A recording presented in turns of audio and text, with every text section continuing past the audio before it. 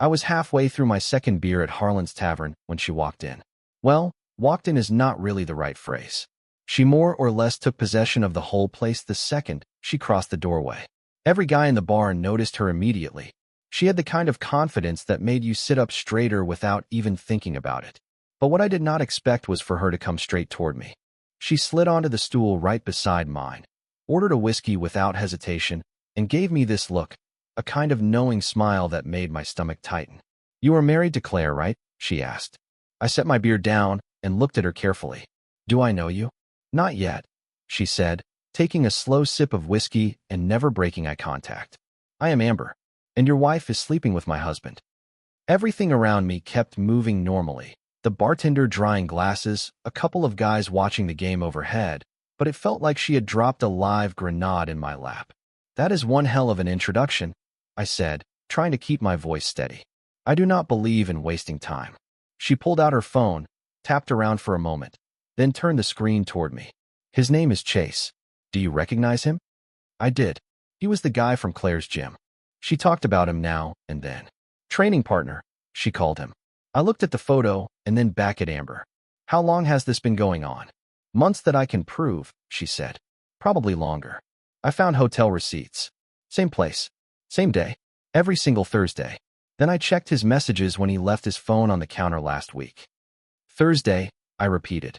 Thursday was Claire's so-called late-night inventory shift, every single week for 6 months.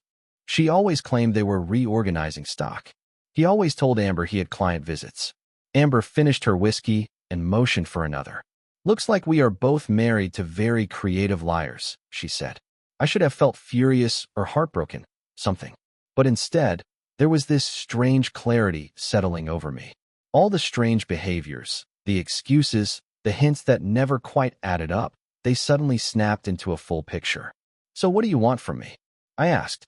Amber turned toward me fully, and that smile returned, cool, controlled, and deliberate. "I want to have dinner with you. A real date. Not sneaking around behind backs like they do. Out in public. Somewhere anyone can see us." "You want to make them jealous?" I asked. "No." She leaned in closer. Her perfume hit me. Something expensive, sharp, unforgettable. "I want to move forward with someone who still cares about loyalty. And from what I can tell, you are the kind of man who deserves better than what you are getting at home." I studied her face. She did not seem impulsive or reckless. She had already worked through this in her mind. And honestly, sitting beside her felt more genuine than any moment I had shared with Claire over the past half year. "Tomorrow night," I said. 7 o'clock. "There is a place called Marlowe's on 5th Street. Ever been there?" "No," she said. "Good. Neither have they." She stood, placed cash on the bar for both of our drinks, and said, "We're something nice. And do not tell Claire where you are going. Let her find out what it feels like to be kept guessing." She walked away, then paused and looked back. "And for the record," she added, "this was the smartest decision I have made in a long time. I can already tell you are nothing like Chase." Then she was gone. I sat there with my empty beer and a completely different understanding of my marriage. I pulled out my phone. The last message from Claire read, "Working late again. Do not wait up." Sent at 6:15. It was now 8:30. I deleted the message and slid my phone back into my pocket. "Tomorrow night at Marlowe's." Yeah, I could do that. For the first time in months, I actually smiled. I got home around 10. Claire's car was already in the driveway, which meant she had arrived home earlier from her supposed inventory shift. The lights were on upstairs. I went inside, dropped my keys, and headed straight for the shower. "You are home late," she called from the bedroom. "Stop for a drink," I said, offering nothing more. When I entered the room, she was in bed scrolling through her phone. She barely looked up. "How was inventory?" I asked. "Exhausting," she said. "We had to recount all the backstock. I am wiped out." "I bet." She finally glanced at me. "Everything okay?" "Perfect." I got into bed, turned off my lamp, and faced the opposite direction. "Good night." For the first time in our marriage, I truly did not care whether she replied. The next morning, during my break at work, my phone buzzed. "Unknown number. It is Amber. Do not save this under my name. Use something generic." Smart. I saved her contact as Dale from accounting. Her next message came seconds later. "Evidence. We need everything documented. Photos, receipts, messages, anything you can get." Thursday is 3 days away. That is our confirmation. I thought about Claire's phone. She used the same password for everything. Our wedding anniversary. Predictable. I am on it, I typed back. Good. See you tonight. And do not be late. I was not. Marlowe's was the kind of place with cloth napkins and wine lists thicker than old telephone books. I had driven past it for years, but never stepped inside. Marlowe's was way fancier than any place Claire and I ever went to for date night. Linen tablecloths, soft lighting, waiters in black vests, definitely out of our usual price range. Amber was already there, sitting at a corner table in a dark blue dress that probably cost more than my truck payment. She stood up when she saw me. Even the waiter paused mid-stride to look at her. You clean up well, she said as I sat down. So do you, I answered. We ordered wine, and while we were waiting, she slid a folder across the table. Bank statements, she said. Every Thursday, Chase pulls out exactly $200. Always from the cash machine near the Riverside Hotel. I opened the folder. She was not exaggerating. Every single Thursday for 4 months, like clockwork. I checked our credit card bill last night, I told her. Claire has been using a card I never knew she had.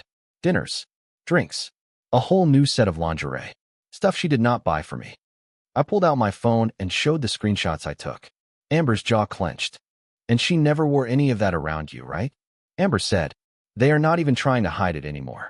They think we are idiots, I said. Trusting equals stupid in their minds. The waiter brought our wine. We ordered food. Amber leaned back in her chair and crossed her legs. Here is what I am thinking, she said. Thursday night, we follow them. We get pictures, timestamps, everything. Then we wait a week or two while we talk to lawyers and get our plans sorted out. You really thought this through? I said. She nodded. Chase has been distant for almost half a year. I kept blaming his job. Stress. Some kind of midlife slump. But the truth was simpler.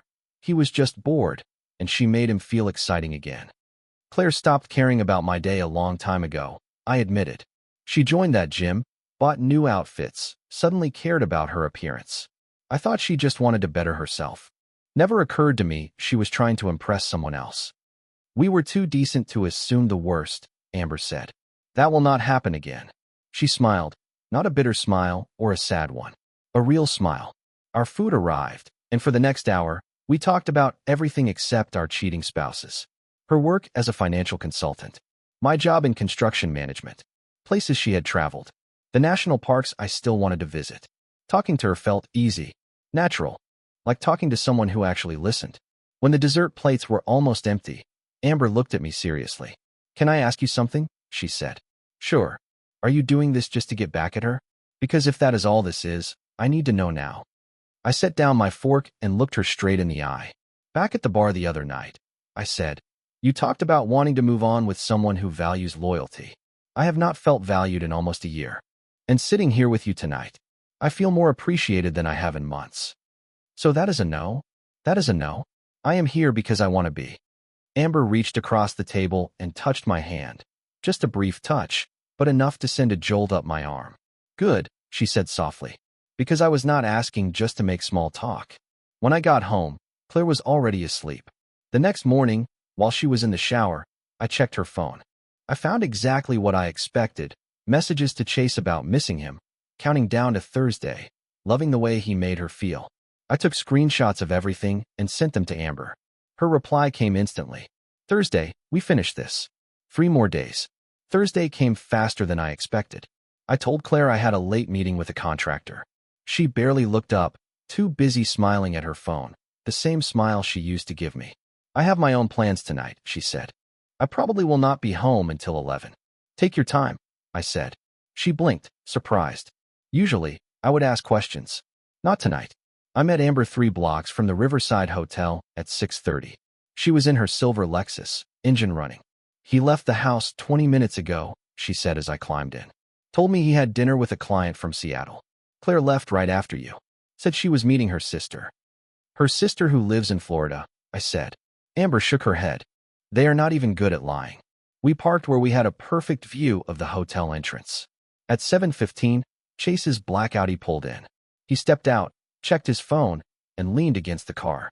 10 minutes later, Claire's white sedan pulled up beside him. Amber already had her phone up, camera open. I watched as my wife got out. Chase walked over and pulled her into a kiss that lasted way too long for any innocent excuse. Got it, Amber whispered, snapping photos. They walked into the hotel together, his hand on the small of her back. That used to be me guiding her through crowds, I said quietly. Room 412, Amber said, checking her notes. He always books the same one. We waited. Amber came prepared. Coffee, sandwiches, a thermos, but I could not stomach anything. For 2 hours, we sat documenting everything. License plates, time of arrival, time of departure. We even caught a photo through the 4th-floor window before they pulled the curtains shut. At 9:45, they finally walked out of the hotel. They were kissing by their cars like they had not a care in the world. Claire was laughing at something Chase said, and he touched her chest the same way she used to touch mine when she felt flirty or affectionate. Watching it made something twist inside me. I want to confront them, I said through clenched teeth. Not yet. Amber put a steady hand on my arm. Trust me, if we do this the right way, they lose absolutely everything. If we do it angry, they will twist the story. She was right. I knew she was right. We followed Claire's car back toward our neighborhood. When we arrived, Amber pulled over next to my truck. Monday, she said. I am meeting with my lawyer. You should meet yours too. I already scheduled an appointment. Good. She studied me for a moment, like she was checking to see if I was holding up. You handled tonight better than I expected. I had good company. She smiled softly. Want to get breakfast tomorrow? Someplace public. Let us start being seen together. What time? 9. Sullivan's on Maple Street. Chase takes clients there all the time. Perfect. The next morning, I woke up early and went for a run. Claire was still asleep when I slipped out. After cleaning up at the gym, I put on a nice shirt and headed to Sullivan's. Amber was already seated at a booth by the window, in plain view of anyone walking down the sidewalk. Morning, she said as I slid into the seat across from her. Morning. We ordered breakfast, and while we waited, 3 people Amber knew stopped by. She introduced me without hesitation, mentioning casually that we were having breakfast together. She did not explain or justify anything, just said it like it was no big deal. The 4th person to approach the table was someone I recognized from Claire's gym. Andrea, one of her workout buddies. Hey, she said, surprised. I did not know you came here. First time, I said. Amber recommended it. Andrea glanced between us, putting the pieces together. Well, the pancakes are great. After she left, Amber grinned. That will reach Claire in less than an hour. Good. My phone buzzed mid-breakfast. Claire, where are you? I texted back. Out. Claire, out where? Getting breakfast? With who? I did not respond. Let her wonder. By the time I got home that afternoon, Claire was waiting in the kitchen with her arms crossed. Who is Amber? She demanded. Someone I know. Andrea said she saw you having breakfast with some woman at Sullivan's.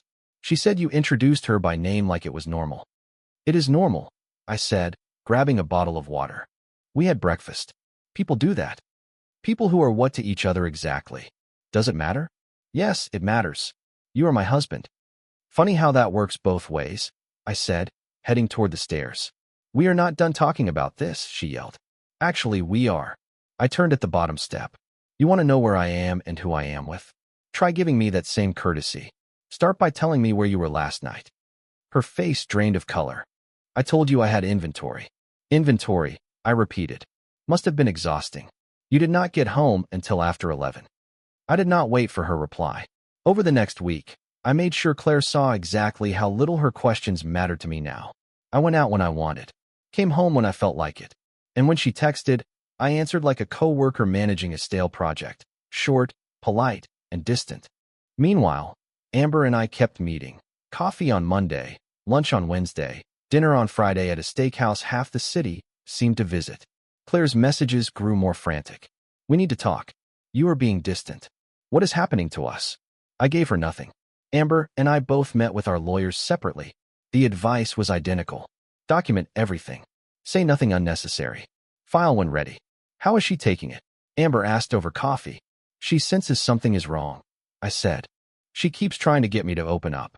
Chase is the same, Amber said. He asked if I was seeing someone. What did you tell him? I told him yes, that I met someone who actually values me. She smiled. He had no idea how to respond.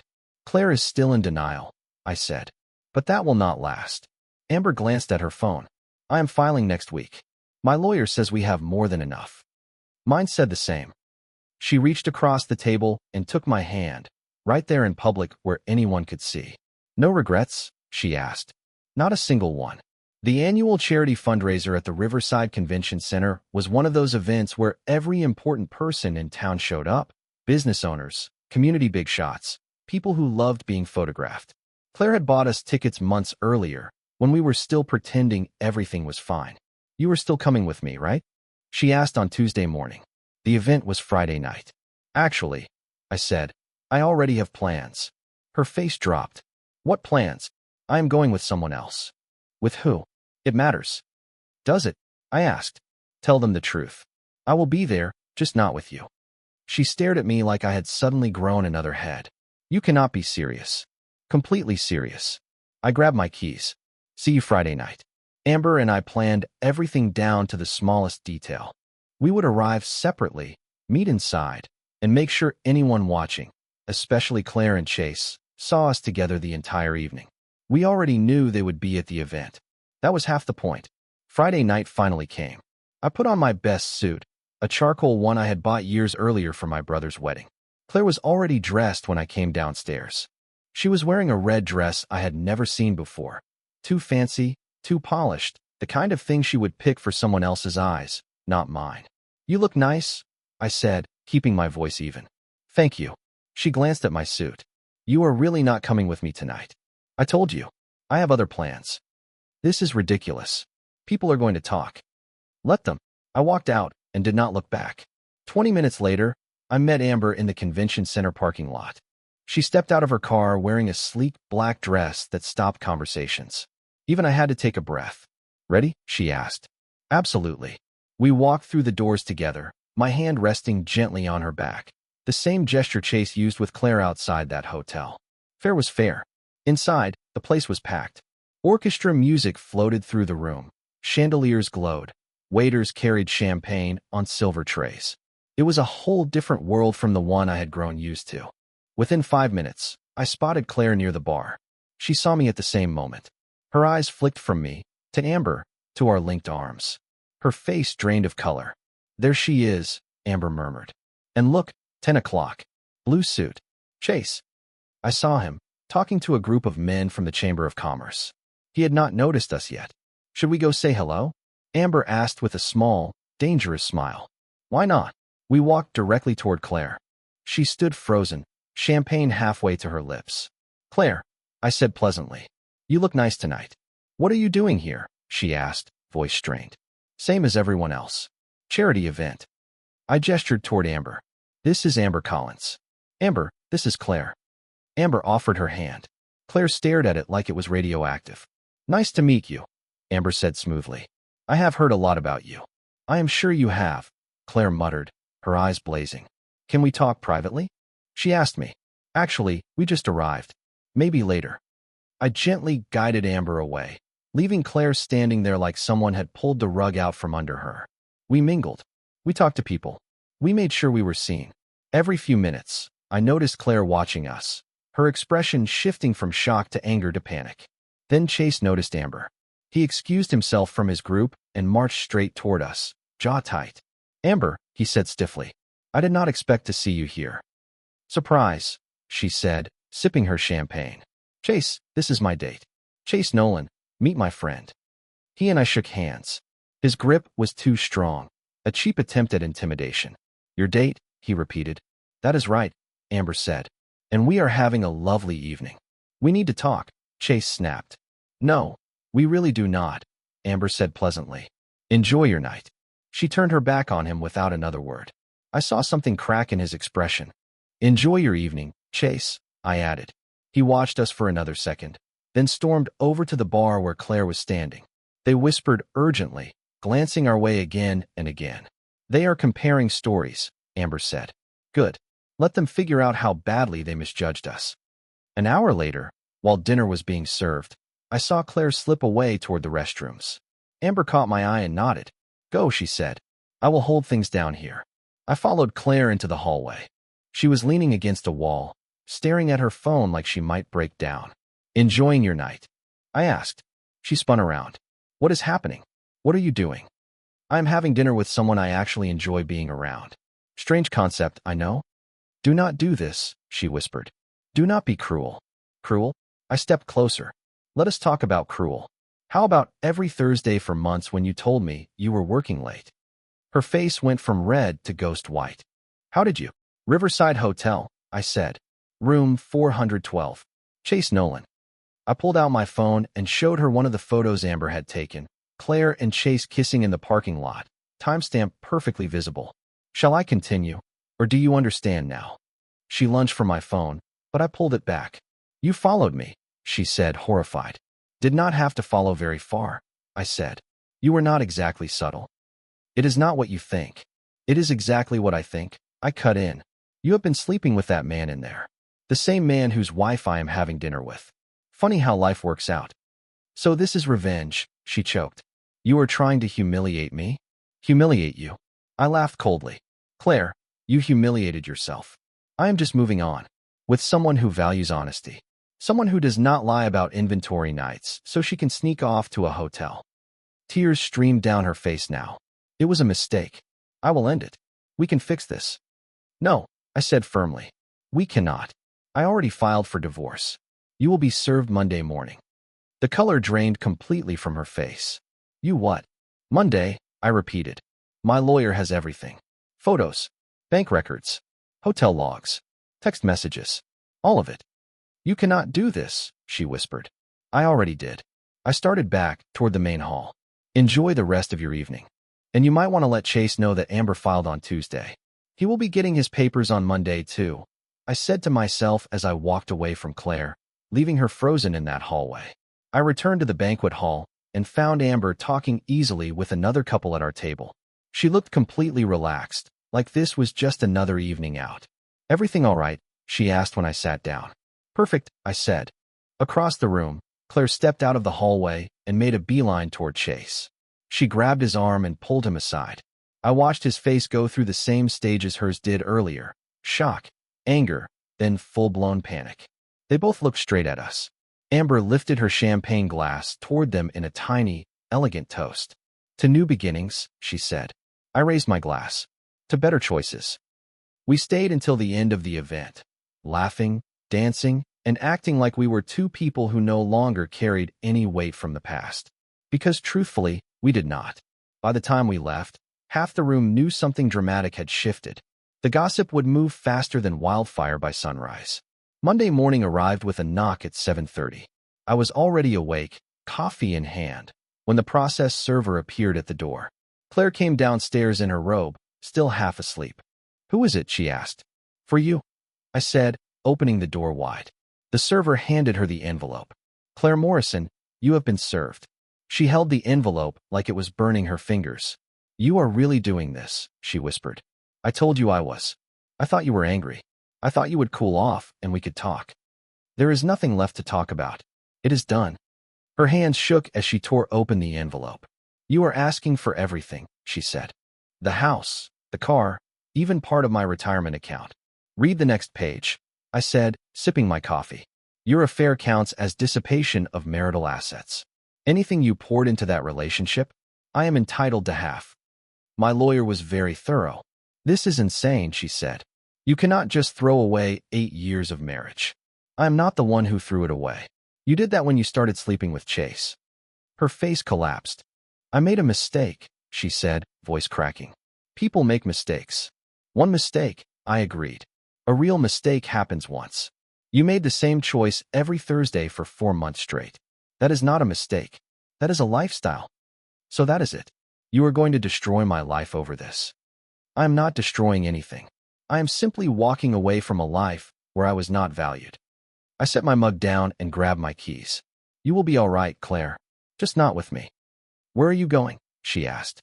To work, I said, and then to meet my lawyer. You should probably start looking for yours. She was still clutching the divorce papers when I closed the door behind me. As I pulled into the construction site, my phone rang. Amber. Chase got served this morning, she said.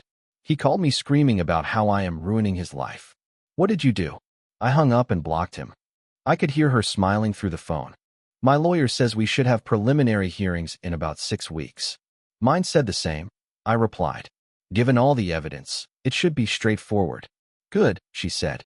I am tired of waiting. Want to get lunch today? There is a place near your job I have wanted to try. Text me the address.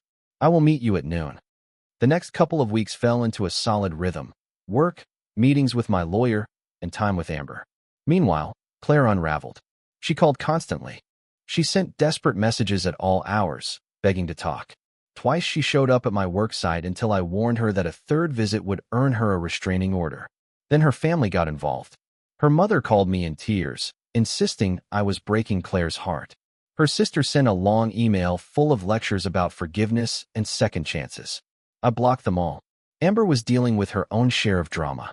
Chase's parents tried to guilt her into saving the marriage. His brother even marched into her office demanding she behave like an adult. She had security escort him out and then filed a formal complaint against him. He actually said I was being unreasonable. Amber told me one night over dinner. Can you believe that? I am unreasonable for divorcing a man who cheated on me. They always cast themselves as the victims, I said. His lawyer even tried to argue that the affair was my fault, she added. Said I was not attentive enough. How did that go over? Amber laughed. My attorney shut that down immediately. Showed the judge photos of them entering the hotel. Messages. Everything. And the judge, not impressed with Chase, she said. Preliminary hearing is next month. My lawyer thinks we will have a final decision in 90 days. Mine said the same timeline. She reached across the table and took my hand, openly, with no shame or hesitation. And after all this, she asked, what happens to us? I held her hand, feeling strangely certain for the first time in a long time. I would like to find out, I said. If you are interested. I am very interested, she said with a smile. But I want to do this right. No rushing. No rebound. Something real. Something built on trust. That sounds perfect to me. Over the next month, consequences for Claire and Chase began surfacing everywhere. Word of the affair spread. Some of Claire's closest friends stopped speaking to her. Her gym did not renew her membership, apparently. Even they wanted distance. And honestly, for the first time in years, I finally felt like my life belonged to me. Claire's life kept unraveling after the affair came to light. She got passed over for a promotion that everyone assumed she would receive. People whispered that it was because of her personal issues, though no one said it outright. Chase had it even worse. His reputation as a financial consultant took a major blow. Word travels fast in that industry, and once clients heard about his affair, 3 of his biggest accounts jumped ship. His business partner began quietly pulling away too, like he did not want to be associated with the mess. Meanwhile, Amber and I became more and more open with our relationship. Dinners, movies, weekend getaways. No hiding, no sneaking. For the first time in a long time, I lived honestly. When the day of the final hearing came, both divorces went through with almost no resistance. Claire received the bare minimum. I kept the house, the better car, and most of our savings. Her attorney tried to argue, but the evidence was impossible to fight. Chase's outcome was even worse. Amber walked away with their house, half his business assets, and his investment portfolio. The judge was not sympathetic to him at all. Walking out of that courthouse, I felt lighter than I had in years. Amber was waiting by her car, final papers in hand. How did it go? She asked. It is done, I said. You? Same, she said, holding up her paperwork. Signed. Stamped. Officially single. She looked up at me. It feels strange, does it not? It feels right, I said. Want to celebrate? There's a restaurant downtown I have been dying to try, she said. Come with me. Lead the way. That night at dinner, we talked about everything except our former spouses. We talked about what we wanted next in life, where we wanted to travel, things we always said we would do someday. I am going to France next spring, Amber said. I have always wanted to see Paris. Never had anyone to go with. I have always wanted to learn to sail, I said. Just never made the time. So make the time now, she said with a smile. I like this version of you. Confident, not holding back. I like him too, I said, raising my glass. To second chances, I said. To better choices, she corrected with a grin. We toasted and stepped out into the cool night air. As we walked to our cars, Amber stopped. So this is happening, right? Us. If you wanted to, I said. I wanted to, she said softly. She stepped close, slow and sure. But no rushing. No rebounds. Something real. Agreed. She kissed me. Just once, gentle and certain. I will see you this weekend, she said. Definitely. I watched her drive off, then got into my own car. My phone buzzed. A message from Claire. Can we please talk? I know I messed up, but I deleted it. Blocked her number. Then I drove home to a house that finally felt like mine again. No more Thursday night lies. No more pretending. No more shrinking myself to fit a life that did not value me. Just forward. One day at a time. With someone who actually wanted to be there. 6 months later, I stood on a dock in Marina Bay with my hands on the wheel of the 30-foot sailboat I had just purchased. Amber stood beside me, sunglasses on, wind whipping her hair around her shoulders as she laughed at my attempts to remember which rope controlled which sail. You are overthinking it, she said. I am trying not to tip us over, I said. You will not. Trust yourself. I adjusted the sail, felt the boat respond, and suddenly we were gliding across the water like I had been doing it for years. The instructor I had been learning from would have been proud. See, Amber said. Natural. We had been officially together for 4 months. We kept our promise. No rushing, no forcing anything. We took weekend trips, learned each other's habits, and grew closer without the weight of our old marriages hanging over us. Last month, she asked if I wanted to move in with her. I said yes immediately. Now we had a place by the water, split everything evenly, and built a home with no secrets. No manipulation. No games. Just 2 people choosing each other, every day. As we anchored near a small island, Amber unpacked the lunch she had brought. I ran into Claire last week, she said. How did that go? She pretended not to see me. Turned down a different aisle at the grocery store. Amber handed me a sandwich. Word is she is dating someone new. A guy from her office. Good for her, I said. You mean that? I do. Everyone deserves a chance to find whatever makes them happy. Just not with me. Amber nodded. Chase moved to Phoenix. His business partner bought him out. I heard. Think they regret it? She asked. I thought about that. Probably, I said. But not for the right reasons. They regret getting caught. They regret losing what cheating cost them, not the betrayal itself. That sounds about right, Amber said. She leaned against me. Do you ever regret how things turned out? Not even a little, I said. The night you sat down next to me at that bar, best thing that ever happened to me. Same here, she whispered. She looked up at me. Do you think we would have found each other if they had not cheated? Maybe, I said. Maybe not. Either way, I am glad we did. We spent the rest of the afternoon on the water, sailed until sunset, then headed back to shore. As we walked toward the parking lot, Amber's phone buzzed. She checked it and smiled. What is it? I asked. Email from my lawyer. Chase's settlement check cleared. That is the last official tie to my old marriage. How does it feel? Like closing a book I should have set down years ago, she said, slipping her hand into mine. Ready to go home? She asked. Absolutely. That night, sitting on our balcony overlooking the marina, I thought about everything that had led us here. How different my life had become. How much better. No more wondering where my partner truly was. No more walking on eggshells. No more settling for someone who did not value what we had. Just honesty. Just peace. Just us. Amber came outside carrying 2 glasses of wine. What are you thinking about? She asked.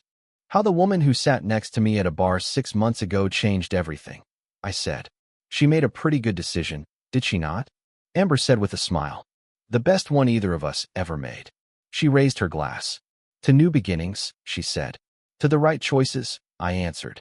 We toasted and looked out across the water. Somewhere out there, Claire and Chase were living the consequences of the choices they made.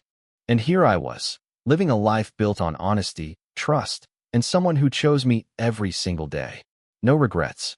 No looking back. Just forward. Exactly where I belonged.